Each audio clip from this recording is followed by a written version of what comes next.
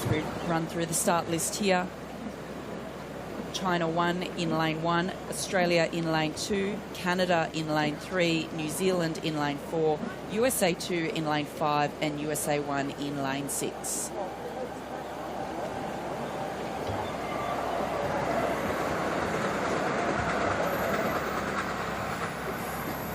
In lane 1, Lin and Zhu from China 1. 2 minutes. So you see a great shot of the boat holders there. Lane 2, it's the young under-23 combination of Patton and Cox from Australia. It's a bit of a warm-up event for the under-23s as they look ahead to their World Championships in a couple of weeks. In lane 3, Filmer and Janssens from Canada. Heat winners from Friday.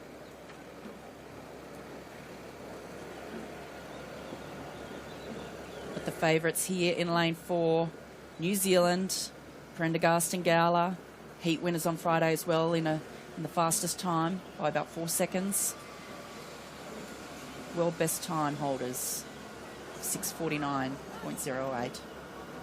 But off to their right-hand side in lane 5, USA 2, O'Brien and Mueller. They won their repechage, interestingly coming in as USA 2, but winning the repechage over the USA 1, which is here in lane 6. Rielich and Bruchmann from the United States of America.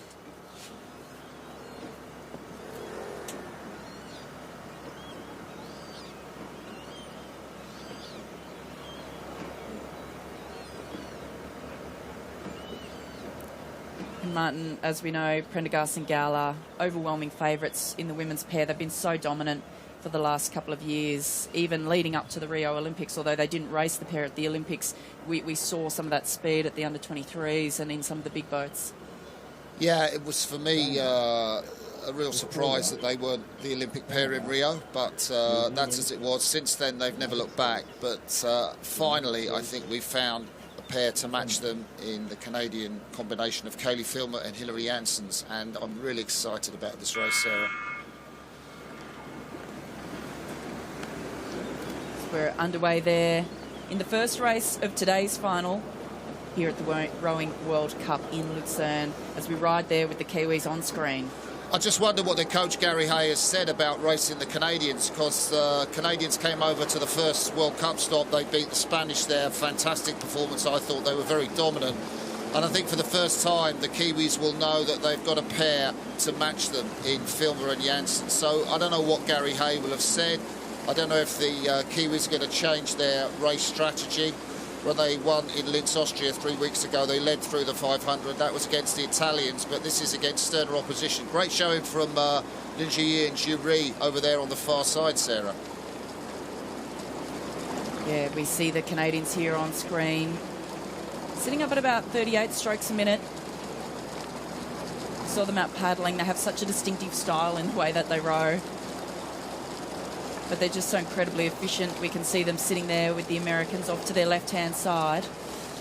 Yeah, that's, well, we're looking now at Felice Müller. She came fourth in the pair in the Olympics with Grace Luzak. Felice Müller from University of Michigan.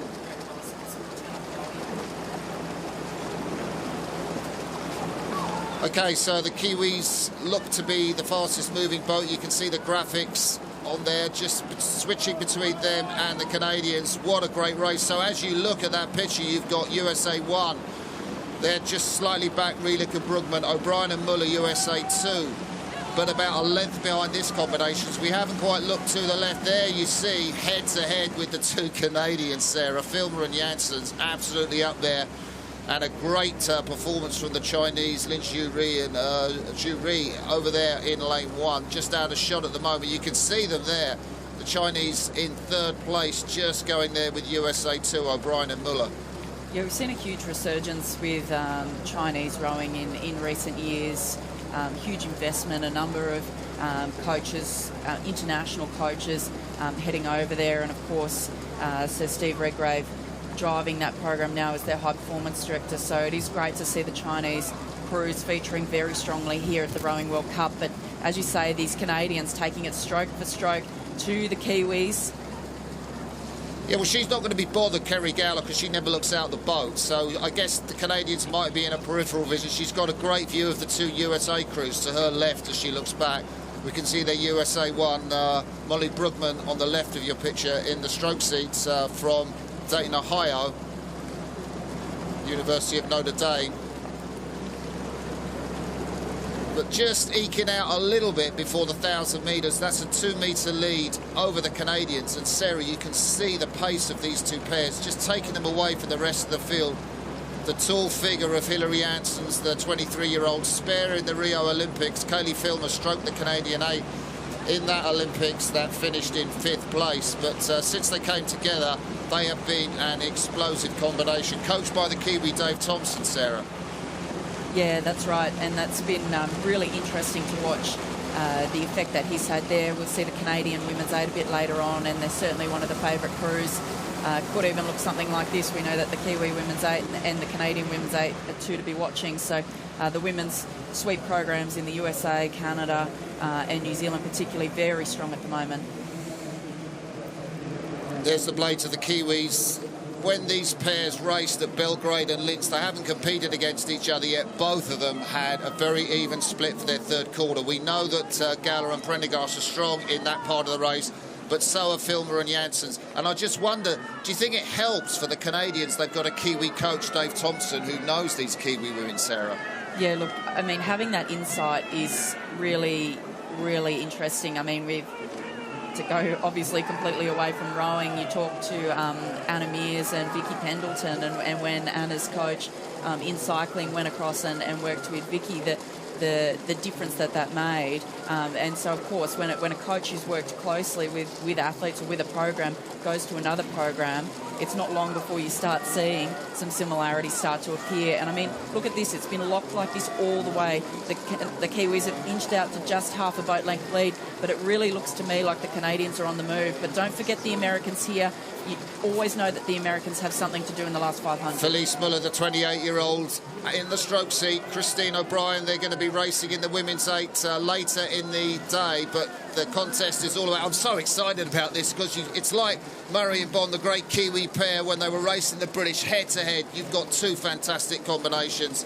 They really know they're in a race. Look at Grace Prendergast, the 26-year-old from Avon in the South Island. She's really suffering now, isn't she? They've kept that lead, but the Canadians haven't let go. It's just half a boat length with 500 metres to go, Sarah. Yeah, look, I'll be really interested to see what the Canadians can do here because, you know, we see the speed that Carling Zeeman always seems to produce in the last 500 metres, the Canadian sculler. So we know that there's perhaps something there in the way that they train, that maybe they've got a turn of speed. They've had the beat up on the Kiwis, but they just look a little bit more dynamic. So I wonder if they do have that capability to jump. But I mean, I still find it hard to go past these two. They're just so incredibly efficient in the way they row. The question is what have the Canadians invested in the middle 1,000, that third 500, to stay with the New Zealanders? I don't think the New Zealanders have ever had to produce a sprint finish, not that I've seen. They were going so well when they broke that world record, but they weren't under pressure in Poznan last year. Now they will be under pressure. Still ever looking straight down the boat, the impassive features of Kerry Gowler. But boy, is she under pressure. Maybe they've got a length advantage. The Canadians, they're suffering, Sarah. Yeah, look, here go the Kiwis. They've pushed out to a length. The Canadians aren't letting them go, though. We saw a little look across from the woman in the bow there, Kaylee Filmer. She's moving. The big woman, Hilary Janssens, the 23-year-old, is edging it up. They will sense the New Zealanders might be vulnerable. This is a sensational finish from the Canadian pair. Look at them go. And this is exactly what we thought we might see, a sprint from the Canadians as they wind it up. It looks like the Kiwis, they're not moving. It looks like they're rowing through concrete here. It's going to come down to the line. The Canadians are stepping again. Kiwis still have that vital 2 or 3 metres lead. The Canadians had that sprint. Has Hilary Janssens got anything more? Will Kaylee Filmer respond? It's Gowler and Prendergast as they come up to the line, just a canvas. 2 metres lead. The Kiwis are in a sensational race from Canada. I think USA 2, O'Brien and Muller, way back in the field, will be coming in for the bronze medal. You could see the quality of those two pairs in front by the margin to the bronze medal. The first USA pair, Rielich and Brugman, take 4th. We wait for the Chinese and the under-23 Australian pair pair to cross the line, but boy, oh boy, Sarah, how exciting was that? Look, I mean, the Canadians, wow, what a sprint. We did think that that might be in there. We weren't sure how much, like you said, they invested in the middle part of the race in order to stick there with the Kiwis, but they would have known. They would have known, just sit on their hip, just match their pace, and then they would have known they had that turn of speed in their pocket. We saw them have a crack, but it really looked like the Kiwis weren't going to be able to answer then. And like you've said, they've never really been pushed. So this is the first time. They're probably happy to know here that they do have a bit of speed. The Canadians are loving it. They now have measured themselves against the world's best pair, and they know there is hardly anything in it. And, you know, now they've done that sprint finish, Minutes. Kaylee Filber in the bows from Victoria University, just talking to her oarsman Hilary Janssen from University of British Columbia. And the pair's just getting their breath back. I mean, we're getting our breath back in the commentary box after that sensational final. There's the pair that came in third, I think, Felice Muller, the 28-year-old, in the stroke seat, and behind her, 26-year-old Christine O'Brien. They've got to recover to row the women's eight, but